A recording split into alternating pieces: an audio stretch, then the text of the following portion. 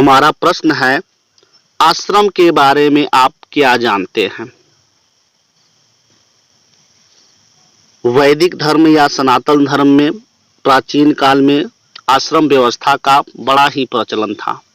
तो आश्रम व्यवस्था के बारे में बताना है।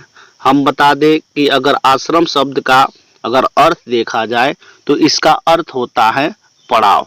आइए इसका आंसर देख लेते हैं। वैदिक काल में प्रत्येक व्यक्ति की आयु को 100 वर्ष मानकर, कितना वर्ष? तो 100 वर्ष मानकर उसको 4 भागों में या 4 आश्रमों में विभाजित किया गया था, बांटा गया था।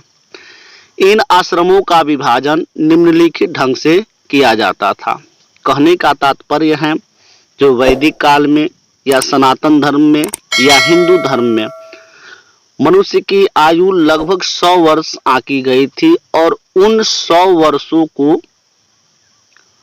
अलग अलग भागों में, अलग अलग आश्रमों में निम्नलिखित ढंग से विभाजित किया गया था। पहला आश्रम का नाम था ब्रह्मचर्य आश्रम, जिसका अवधि 0 से 25 वर्ष तक थी। यानी जब तक मनुष्य बाल्य अवस्था से 25 वर्ष तक की आयु में रहता था तो वह आश्रम ब्रह्मचर्य आश्रम था।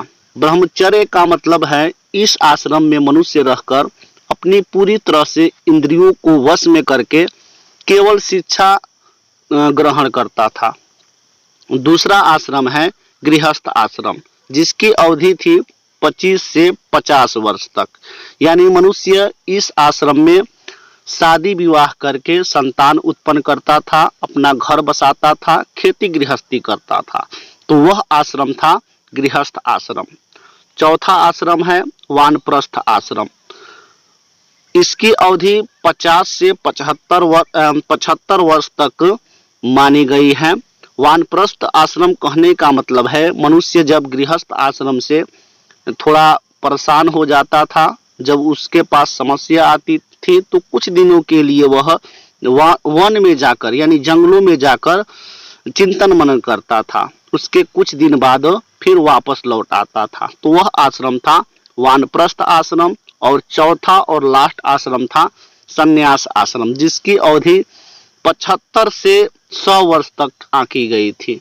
यानी 75 से जितना वर्ष तक मनुष्य जीवित होता था वह आश्रम था संन्यास आश्रम। इस आश्रम में मनुष्य पूरी तरह से पारिवारिक एवं सांसारिक मोह माया को त्याग करके पूरा घर द्वार छोड़कर वह संन्यास ग्रहण कर लेता था।